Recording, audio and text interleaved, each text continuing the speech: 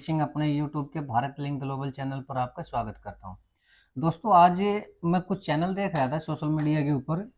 तो एक काफ़ी बड़ा चैनल था, मैंने उसको देखा। और जब चैनल देखा तो अचानक मुझे हैरानी हुई उसकी टाइटल पढ़ के, यानी थंबनेल देख के ना।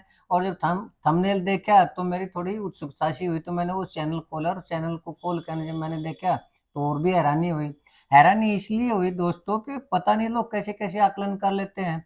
और मेन बात तो ये है कि वो एक बहुत बड़ा चैनल है जिसके जो सब्सक्राइबर है वो मतलब लाखों में है। और जो उस वीडियो के जो व्यूज़ थे, वो व्यूज़ भी कम से कम 40-45 हज़ार व्यूज़ थे। तो मैं ये समझ में नहीं आ पाया मेरे में कि किस आधार पर उन्होंने आकलन किया और किस आधार पर लोगों ने उसको देखा।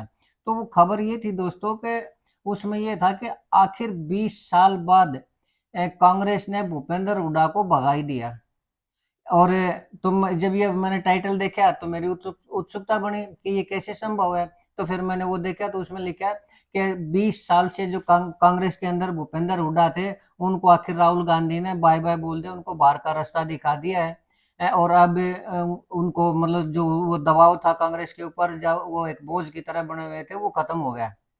तो फिर मैंने सबसे पहली बात तो ये दोस्तों ये देखा मैंने कि उन्होंने कहा था कि 20 साल, वो जो चैनल का वो बोलने वाला था, जो मालिक था, तो उन्होंने कहा कि 20 साल से कांग्रेस के ऊपर बोझ थे भूपेंद्र हुड्डा।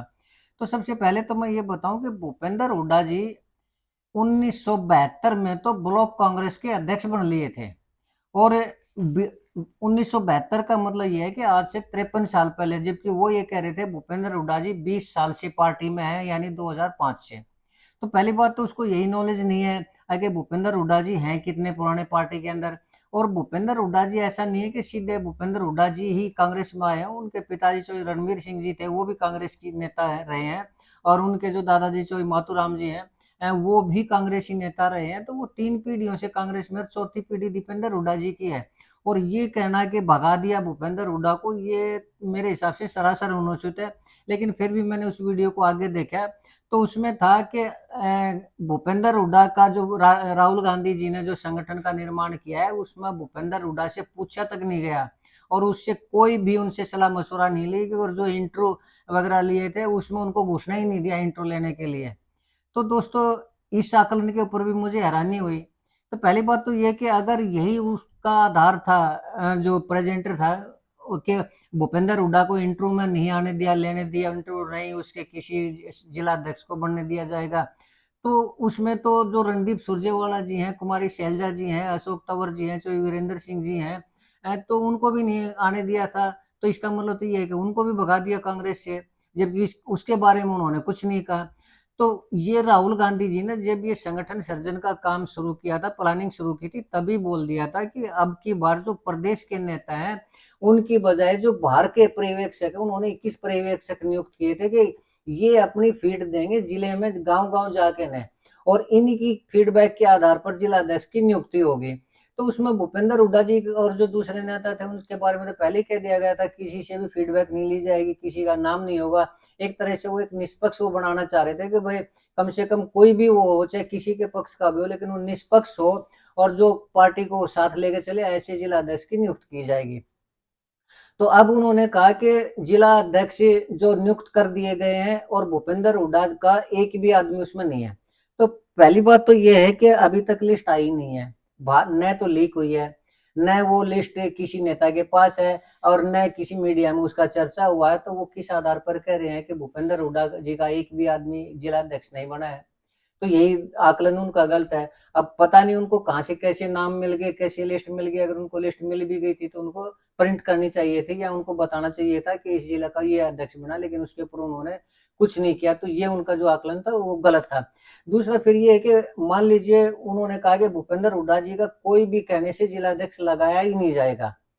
तो ये सारी चीज़ है वो आकलन के बेस पे है। और मैं शुरू से ये कहता आ रहा हूँ कि कम से कम जो 70-80% जिला अध्यक्ष हैं वो भूपेंद्र हुड्डा जी के ही कार्यकर्ता होंगे। मैं ऐसा क्यों कह रहा था, क्योंकि ये भी मेरा एक आकलन था। और उस आकलन की वजह ये थी कि जो इंटरव्यू के अंदर शर्त रखी गई थी, कि जो जिला अध्यक्ष बनना चाह रहे हैं उनके सामने शर्त रखी गई थी कि आपकी फाइनेंशियल पोजीशन क्या है। अगर फाइनेंशियल पोजीशन इतनी है कि वो 4 साल तक हर महीने जो उस जिले का ऑफिस होगा उसका खर्चा चला सके, वहाँ पर जितने भी नेता आते हैं उनके चाय पानी का, कार्यकर्ता आते हैं उनके चाय पानी का, या जो बड़े नेता आते हैं उनके खाने पीने का जो खर्चा है वो उसमें उठाने की कैपेसिटी है या नहीं है। दूसरा फिर ये है कि रैली के अंदर जो भीड़ है वो कितनी ला सकते हैं। मान लीजिए राहुल गांधी जी आते हैं, मल्लिकार्जुन खड़गे जी आते हैं, या और जो प्रभारी हैं या और बड़े नेता आते हैं वो रैली करते हैं, तो उसके अंदर वो कितनी भीड़ जुटा सकते हैं।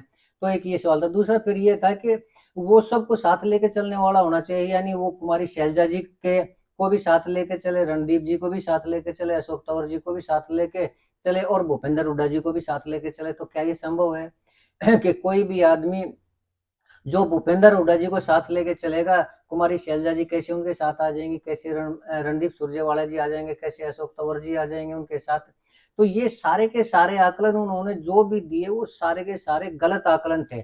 अगर एक बार फिर से हम इन आकलन की वो करें, उसको देखने की कोशिश करें, विश्लेषण करने की कोशिश करें, तो जो पहली कंडीशन ये थी आके जो खर्चा निकाल सकते हैं या नहीं निकाल सकते हैं, उसका खर्चा दे सकते हैं, यानी अगले 4 साल तक वो खर्चा दे सकते हैं या नहीं दे सकते।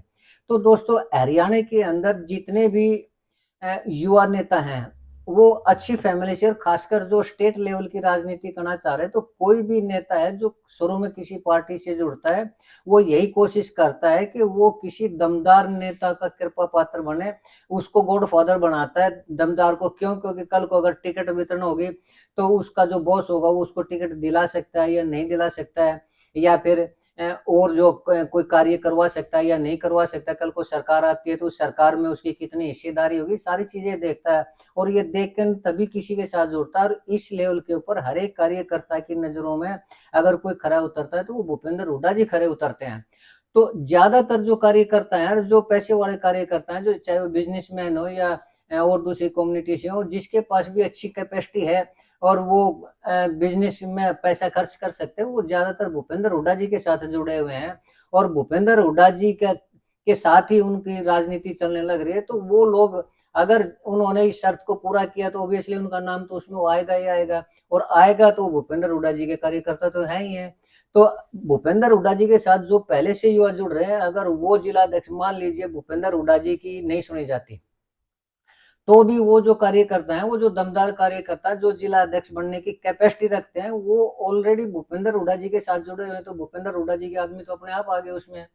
तो ये कहना कि भूपेंद्र हुड्डा जी का कोई भी आदमी नहीं बनाया जाएगा, इसको मैं आकलन को बिल्कुल गलत मानता हूँ। अगर न्यूट्रल के नाम से भी बनाया जाएगा तो भी मुझे लगता है कि 70% 80% जो कार्यकर्ता हैं वो भूपेंद्र हुड्डा जी के कार्यकर्ता हैं, और उन्हीं का नाम जिला अध्यक्ष के रूप में आएगा। बाकी जो कुमारी शैलजा जी हैं, रणदीप जी हैं, अशोक तंवर जी हैं, इनके कार्यकर्ता एक एक डिस्ट्रिक्ट में तो हो सकते हैं। क्यों? क्योंकि इनका जो प्रभाव है वो भी कम है। इतना ज्यादा जो कार्यकर्ता वो भी जानते हैं कि पार्टी के अंदर ये टिकट नहीं दिलवा सकते, पार्टी के अंदर कोई पद नहीं दिलवा सकते, बड़ा पद नहीं दिलवा सकते, तो उनके साथ क्यों जुड़ेंगे। तो ये कहना कि भूपेंद्र हुड्डा को भगा दिया गया ये बिल्कुल अनुचित है।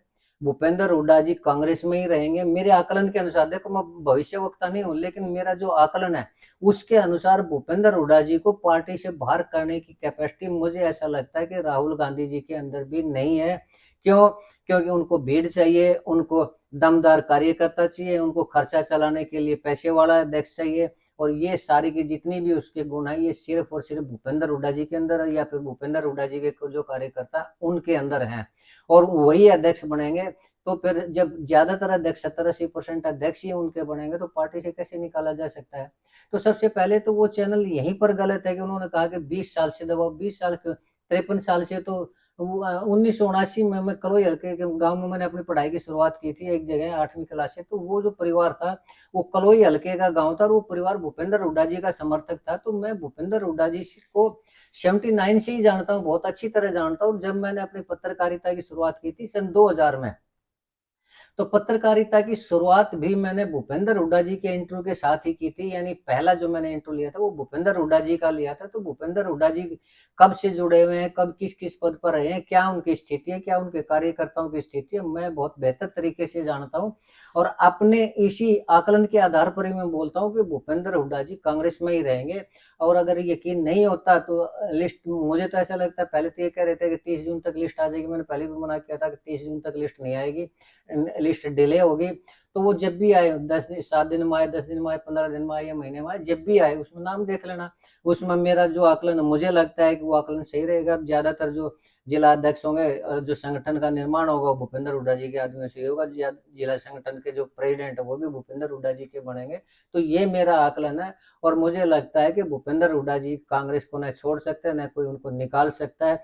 भगाने जैसे शब्दों का प्रयोग तो बिल्कुल भी उचित नहीं है।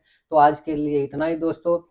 मुझे लगता है कि आपको मेरा ये आकलन पसंद आया होगा। अगर आपको मेरा ये आकलन ठीक लगा तो मैं चाहूंगा कि आप मेरे इस वीडियो को लाइक करें, शेयर करें और कमेंट जरूर करें दोस्तों।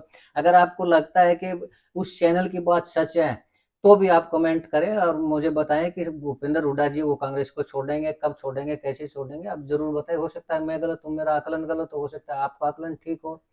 तो आज के लिए इतना ही। आपने मेरा चैनल देखा, मेरा वीडियो देखा, इसके लिए आपका बहुत बहुत धन्यवाद। चलते चलते एक रिक्वेस्ट करना चाहूंगा कि आप मेरे इस चैनल को सब्सक्राइब जरूर करें ताकि मैं इसी तरह का आकलन या विश्लेषण या जो वीडियो है वो बनाता रहूं और आपके सामने लाता रहूं। इसके साथ ही एक बार आपका फिर से धन्यवाद। नमस्कार, जय हिंद, जय भारत।